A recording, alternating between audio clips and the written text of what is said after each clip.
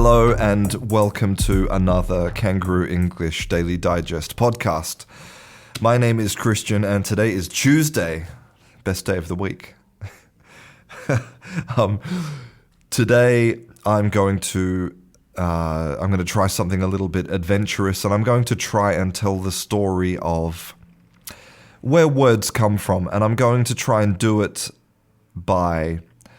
I'm going to illustrate the story by using two seemingly unrelated words. One of the words is the word of the day, which is chock-a-block. And I'm going to show you how that's related to a food that we eat called a Jerusalem artichoke. So to start this story, I'm going to read a little bit more, just one tiny passage from this book that I have from 80 years ago, from 1939. And in the book, it talks about who are the arbiters of language, basically who decides what words stay and what words go. So let me read for you. Lexicographers, philologists, grammarians, and schoolmasters may try to introduce elements of stability in vocabulary or construction, to fix meanings, to set up standards of purity and correctness, to discourage hybrids or alien borrowings or slang, to ventilate their pet theories or fads, but in the long run, it is popular acceptance that decides. And this is so true. People try to enforce language, try to force rules onto other people, but it is us, we who use the language, that decide. And the story I'm going to tell today illustrates this perfectly. And sometimes we decide deliberately, and sometimes we decide by accident. So before I can tell the story, we need to talk about something called a Mondegreen.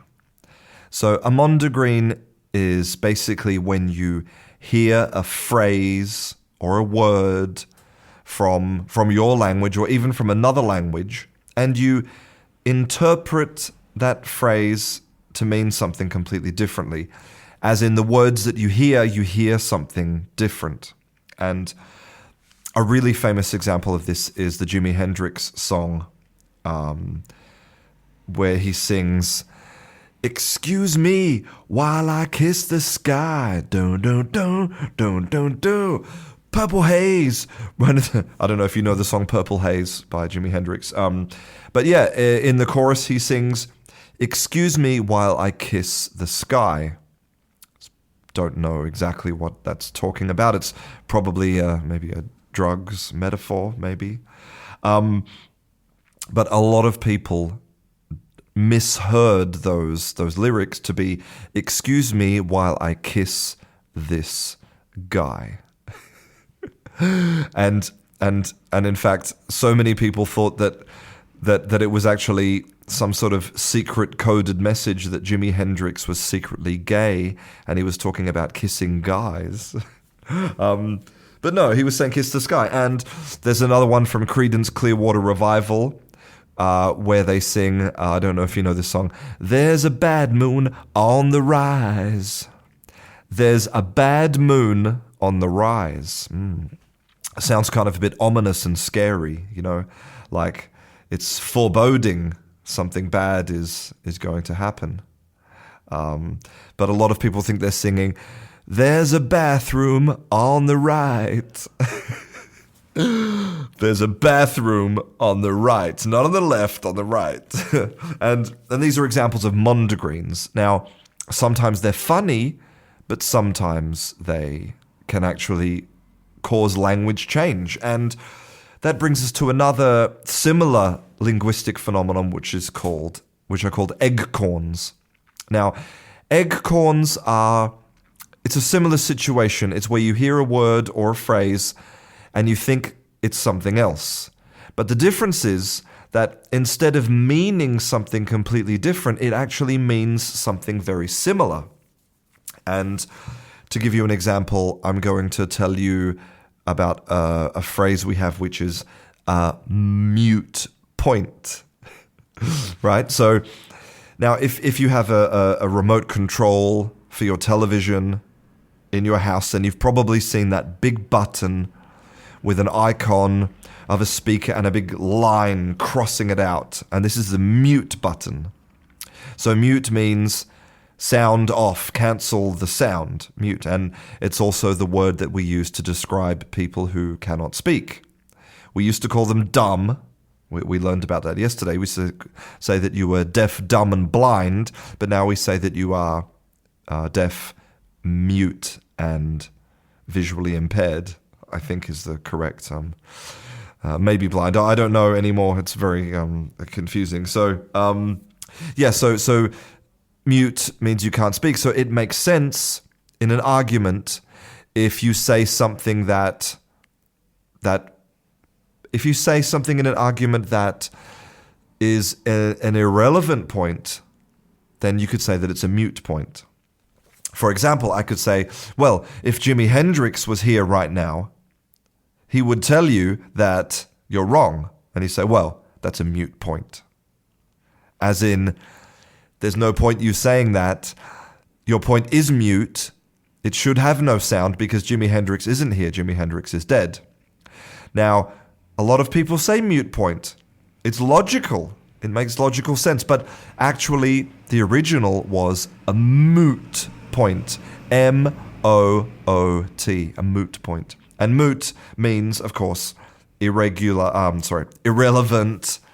And it means when something's irrelevant, so it makes sense as well. A moot point. So this analysis, this change makes logical sense, but what it's done is it's changed from the original word to something different. And some more examples are if somebody is not good in social situations, we can call them a social leper. A leper is a person who has that horrible, disease. Lepers, they have leprosy. And a social leper, it makes sense. It's like you're outside of the social circle. You can't play well with others, but actually a lot of people say that you're a social leopard, the spotty animal that lives in the jungle, which kind of makes sense because, leopards are not really very good at socializing. Another one is if you want to talk about how the world is cruel and horrible, you say that it's a dog-eat-dog world. The top dog eats the bottom dog. It's the apex predators, they do what they want. They're in control, right? That's the circle of life. But a lot of people say it's a doggy-dog world. Like the adjective dog, and there's a doggy, and there's a doggy-dog world. Which sounds a lot cuter, but kind of, makes sense because it's, a world for dogs. It's cruel. Another one is people get their just desserts. Now, dessert was, it's a word that's not very commonly used, but dessert, it actually means what you deserve. It's a synonym for deserve. And so a lot of people, instead of saying he got his just desserts, they say he got his just deserves. He got exactly what he deserved. He was a horrible person. He treated everyone badly, and so when he died, then no one came to his funeral. They were his just deserves, when actually it was just desserts. Now, this process of eggcorns creates sometimes new words with new meanings. And let me give you two more examples of how this has changed some words in English. So, and this is a pet hate for some people who speak English. When people say, he should have gone to the cinema. They must have gone home. Or they could have been more friendly. And people who are learning English, this is the ironic thing, people who are learning English know that it's not of, that it's have, that we use the auxiliary verb have to make the perfect tenses in English. Should have, would have, could have, might have. But when you're speaking, again, native speakers, a lot of them, they're focused on, they spend more time listening and using English than they do studying it. So these types of mistakes can occur. People, when you're speaking fast, you don't say must have with that clear, you say must have. And so that contraction of have sounds a lot like of. Must have, must have, must of, must have, must have. So, we have this error.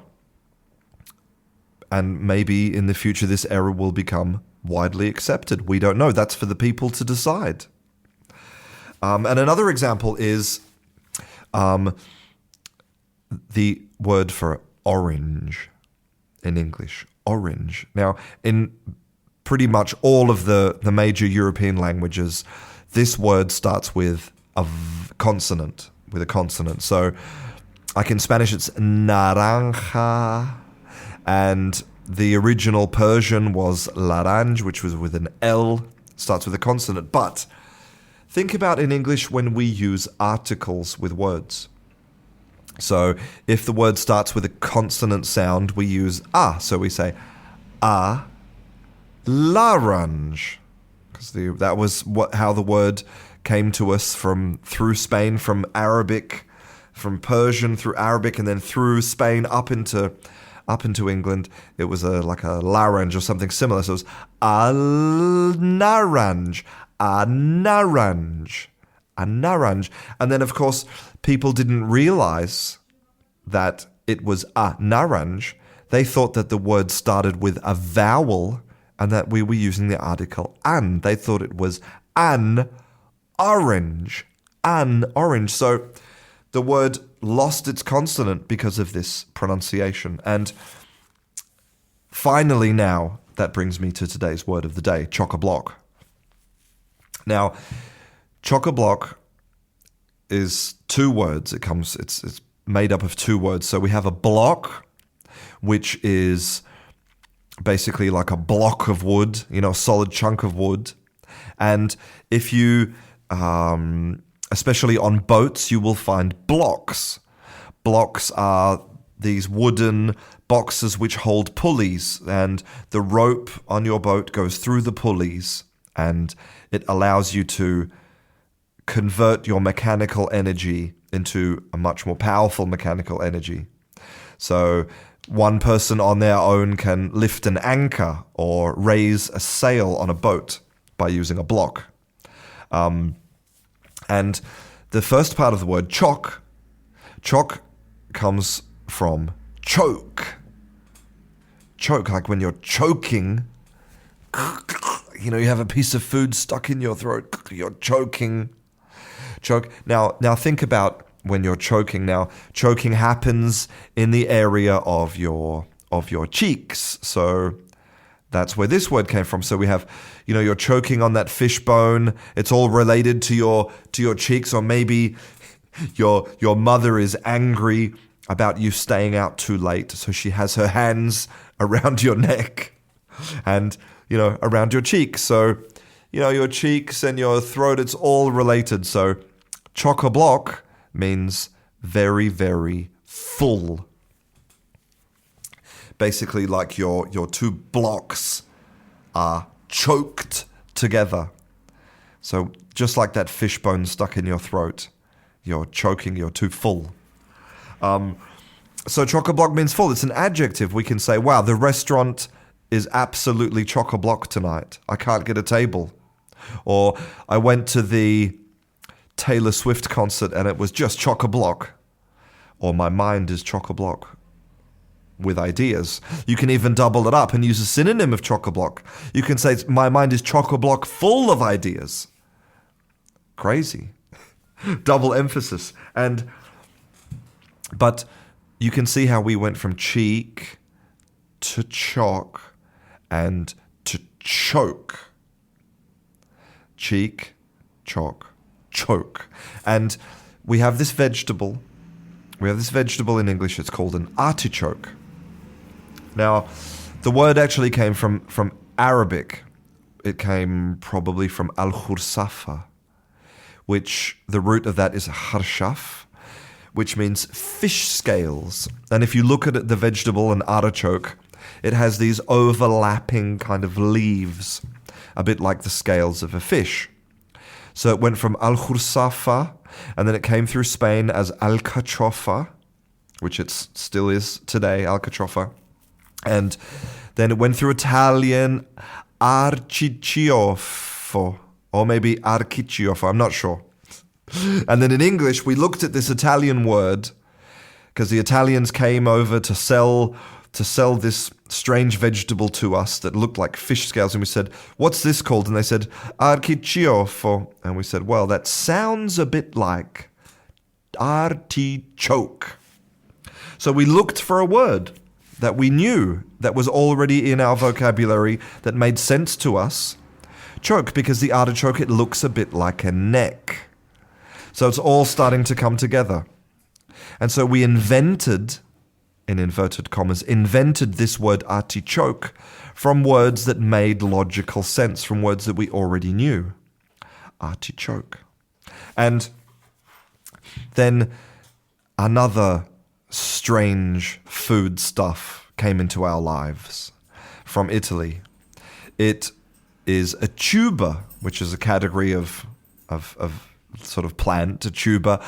And if you look at this thing, it looks exactly like a ginger. If you've ever used ginger in cooking, it's kind of like this knobbly, twisted thing which grows under the ground. And we asked the Italians, we said, what is this thing? And they said, it's a girasole. A girasole. Now, girasole means sunflower. And that's because this product actually is from a sunflower. It's the thing that grows under the ground, under a sunflower, and we eat it. But again, we looked at this Italian word and we said, girasole, well, that sounds a bit like a Jerusalem.